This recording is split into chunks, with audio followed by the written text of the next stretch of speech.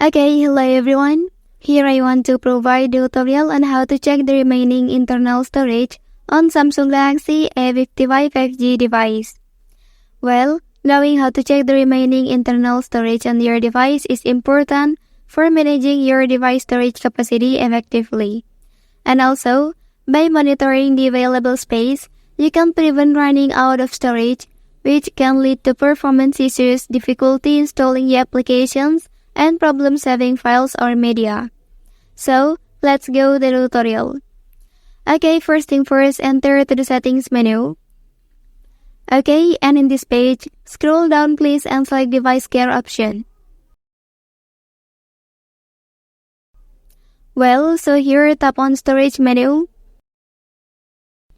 And in this page, you can find out the remaining internal storage usage on your device. Okay, that's the tutorial on how to check the remaining internal storage on Samsung Galaxy A55 5G device. If you are helped by this video, don't forget to like and subscribe to get other information from this channel. Thank you.